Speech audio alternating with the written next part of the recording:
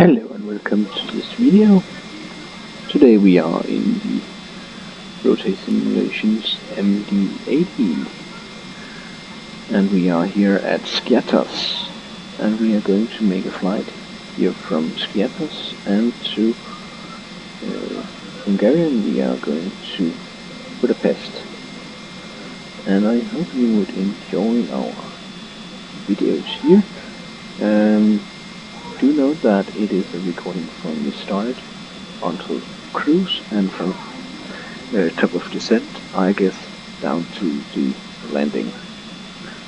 But it is to keep it short, and that's why I do it, and it is in 2 parts, I guess. So you can see the beginning and the end. We are pretty much set up here for our main flight. I have programmed our flight plan into the FMC and we have set the lighting as we want them. Now I'm just gonna turn the rest of the lighting on here so we are ready for our start. There isn't much more to do other than start our taxi to the runway and then off we go.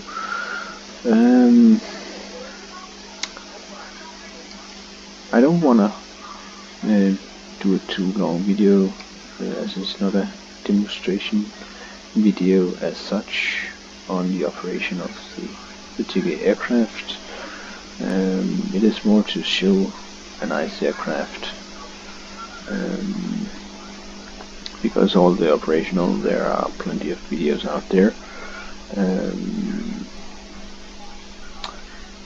Even though I tend to give tips and hints and such in many different ways, I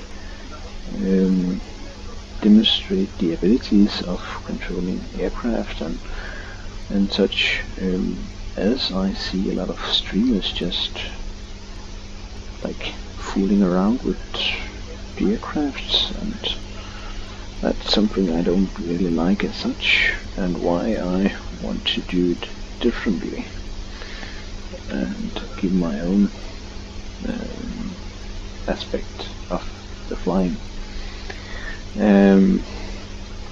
because I had a lot of experience in both testing add-ons as well as how things are in reality and such, and I try to combine it, as I'm also not going down into the very deepest detail around how to operate the aircraft as such, because that can be quite boring in the long term. However, I feel that some streamers just fooling around in the aircraft and don't really know what they are doing as such, as they might be lacking some experience in aircraft in general. Now you can say that I have been trying a lot of different aircraft types. Some I like more than others, and that's how it is.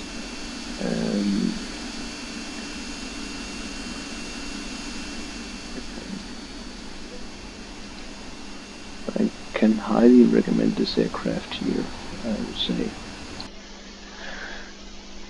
I've had it since the original release and was happy about it,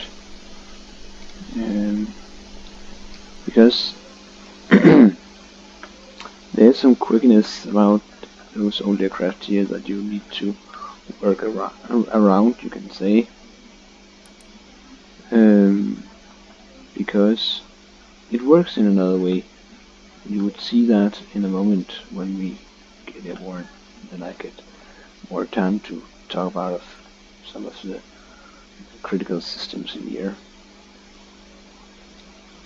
So let's get the aircraft set for our takeoff here. Switching on the flight director.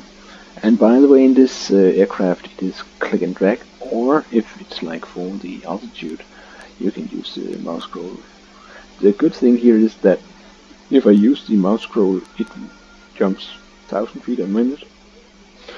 Then if I just pull it, it is in 100 feet. Pretty nice. Here's, you actually saw what I was meaning about this aircraft. Normally in the aircraft, you have other options than you have in this aircraft, but I will show that in a moment so you get a better understanding of the main principles and systems of this particular aircraft. There we go. Thrust are set, and we are accelerating here, getting ready for our departure. Nice warm weather, 27 degrees as you can see. So here we go. Thrust set, and we are just going down the runway. And nice roll here.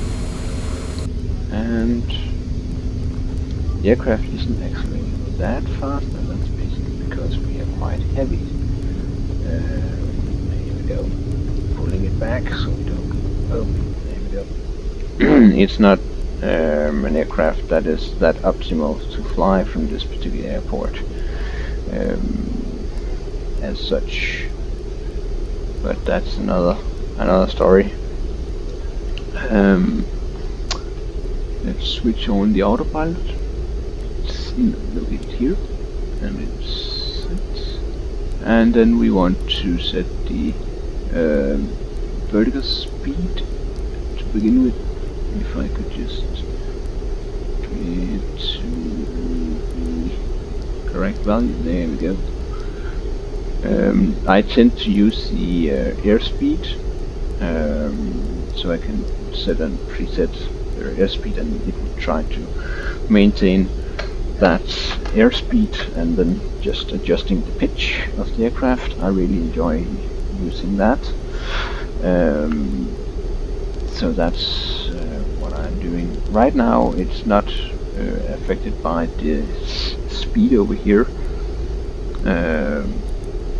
It is just climbing accordingly to our targeted airspeed that you can see is adjusted right now by this wheel that you would normally be using for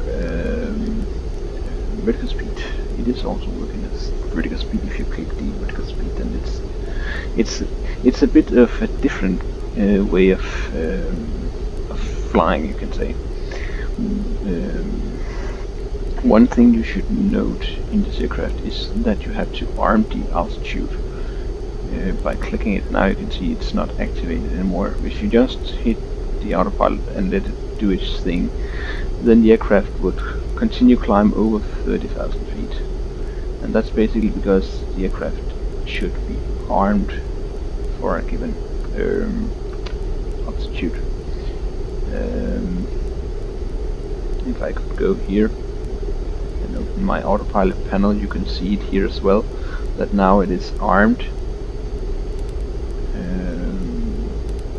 And if I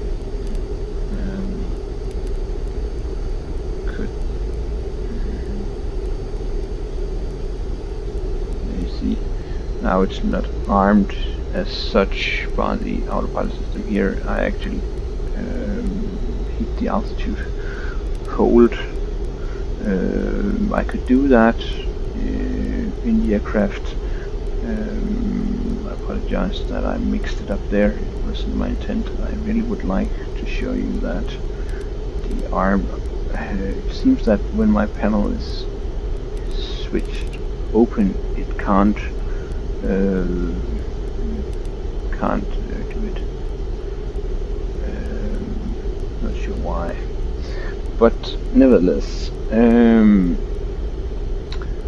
it is armed. When you see the amber orange colors, then it's armed, as you can see, and that's because the aircraft here is a bit fancy, because you could just hit altitude hold, and now it would actually hold our current altitude just like you would be able to do in a general aviation aircraft, as you can see.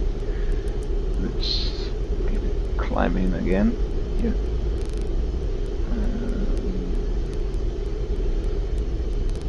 Here we go. 30,000 feet. There we go. Let's get the aircraft configured here for the climb. So you can say it's an old school aircraft, but it actually has some complex systems that in some aspects is nice to have. It could also be confusing if you are not that much into operating autopilot and such, then it might not be as easy for you to find out of. One thing that we actually have a problem with right now is that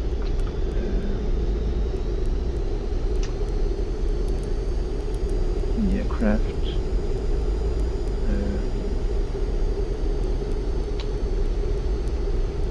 let's set it here.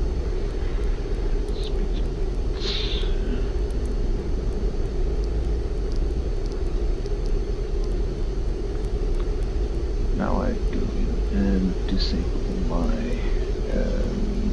or should I say fly with Lua, so it's not interfering, because I have a little theory that it is actually some kind of interfering with the aircraft, and that's not good at all. Okay, so now the aircraft is climbing as it's supposed to. That's pretty nice. As you could see before, our altitude was going up and down, up and down. And that was because it tried to maintain that speed, but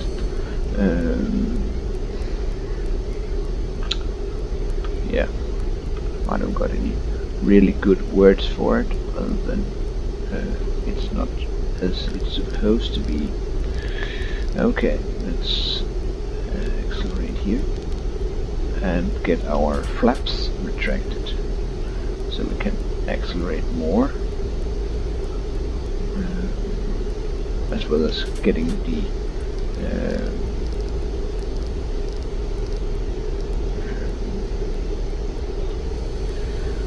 bit of flow here. Very nice.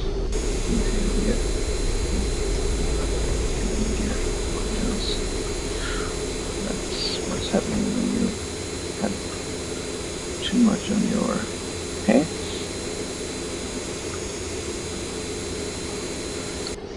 But now we are climbing.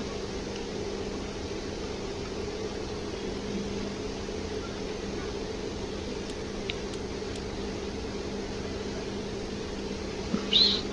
Let's see, we've got some climb out here on the other side of TSL. Do note that I am not using the airways, I'm just using the points for the airways, so all the waypoints between isn't there. Basically because due to the database, even though they should be synchronized, it for some reason did not want me to, or it wouldn't let me use some of the airways. So that's it. And basically it doesn't really matter because it is the main points we are flying to. So, and normally those lines are pretty much straight, so it wouldn't be a problem as such. It is funny to see the MD-80 here, how robust all the components is, all this by the speed brake and such. You see, pull it and it is armed and such. It is a bit funny how it actually works with the aircraft, but that is how it is. Okay. Let's get the parameters set standard. There we go. and then we are just climbing out.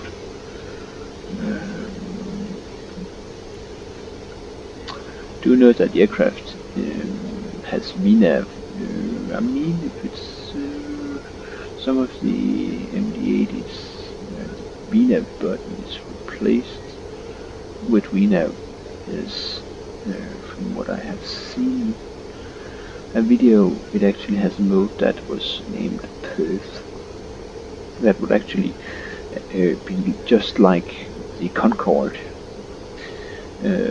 where the aircraft actually maintained a given airspeed, and then the aircraft, instead of letting the engines spool up and down, adjusting the RPM on the engine, you can say, it would just let it climb and descend, so it just keep at that airspeed.